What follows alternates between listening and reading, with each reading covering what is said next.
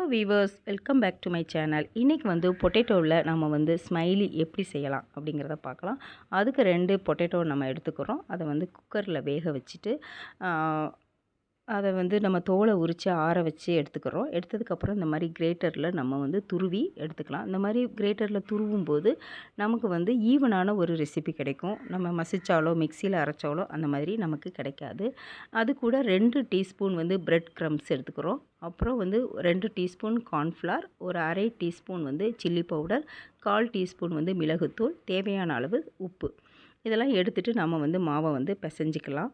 இந்த மாதிரி பிசைஞ்சு ஒரு ரெசிபி உருவானதுக்கப்புறமா நாம் வந்து சப்பாத்தி கல் இருந்ததுன்னா சப்பாத்தி கல், அப்படி இல்லைன்னா ஏதாவது ஒரு பேப்பர், பிளாஸ்டிக் பேப்பர் இருந்ததுன்னா அதில் ஆயில் தடவிட்டு கூட நீங்கள் இந்த மாதிரி விரித்து விட்டுக்கலாம். விரித்து விட்டுட்டு அதுக்கப்புறம் அதில் வந்து இந்த மாதிரி design round shape, heart shape, star shape, அப்புறம் வந்து பூ ஷேப், இந்த மாதிரிலாம் வந்து டிசைன் வந்து மீஷோவில் விற்கிது. ஒரு பேக்கெட் வந்து 85 ருபீஸ் தான். ஒவ்வொன்றிலையும் வந்து 3 டைப் இருக்கும். பெருசு, சின்னது அந்த மாதிரி இருக்கும். நீங்கள் சின்ன பிள்ளைங்க வச்சுருக்கிற வீடாக இருந்ததுன்னா நீங்கள் வந்து அதை வாங்கிட்டு இந்த மாதிரி டிசைன் வந்து நீங்கள் செய்கிறதுக்கு உங்களுக்கு வந்து யூஸ்ஃபுல்லாக இருக்கும். அதுக்கப்புறம் இந்த ரவுண்ட்ஸ் எல்லாம் போட்டதுக்கு அப்புறமா நாம் வந்து ஸ்ட்ராவோட பேக் சைடை வச்சு இந்த மாதிரி கண் வச்சுக்கலாம். எல்லா பொம்மைகளுக்கும் கண் வச்சுட்டு அந்த ஸ்பூனோட ஃப்ரண்ட் சைடு இருக்குது பார்த்திங்களா, அதை வந்து நம்ம வாயாக வந்து நல்லா ஸ்மைலி வைக்கிறதுக்கு வாயாக வச்சு விட்றோம். இந்த மாதிரி வைக்கும்போது இந்த ஒரு அழகான நமக்கு வந்து ஒரு ஸ்மைலி பொம்மை வந்து நமக்கு கிடைக்கிது. நீங்கள் கண்ணெல்லாம் வைக்கும்போது அந்த ஸ்ட்ராவை வச்சு கொஞ்சம் நல்லா அழுத்தி விடணும். அப்படி அழுத்தி ஒரு சுற்றுனா தான் அந்த கண் வந்து கொஞ்சம் பெருசாக இருக்கும், இல்லாட்டா கண் வந்து சின்னதாக இருக்கும். அந்த மாதிரி நீங்கள் வச்சுக்கோங்க. வச்சுட்டு பாருங்கள், ஸ்மைலி ரொம்ப அழகாக ரெடி ஆயிருச்சு.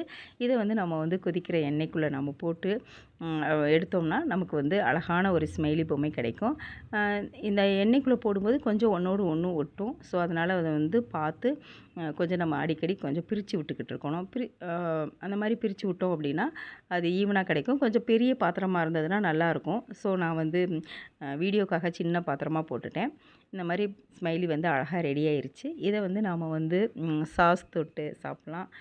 குழந்தைங்களுக்கு வந்து இதை வந்து கொடுக்கும்போது அவங்களும் வந்து ரொம்ப ஆசையாக விரும்பி சாப்பிடுவாங்க. இந்த மாதிரி டிசைன்ஸில் நம்ம செஞ்சு கொடுக்கும்போது கண்டிப்பாக வந்து அவங்க விரும்பி சாப்பிடுவாங்க. நல்லா கிறிஸ்பியாக முறுமுறுன்னு ரொம்ப நல்லா இருந்தது, டேஸ்டியாக இருந்தது. கண்டிப்பாக நீங்கள் எல்லாருமே வந்து வீட்டில் வந்து ட்ரை பண்ணி பாருங்கள். இந்த வீடியோ உங்களுக்கு பிடிச்சிருந்துச்சுன்னா லைக் பண்ணுங்கள், ஷேர் பண்ணுங்கள், கமெண்ட் பண்ணுங்கள், சப்ஸ்கிரைப் பண்ணுங்கள். தேங்க்யூ ஃபார் வாட்சிங்.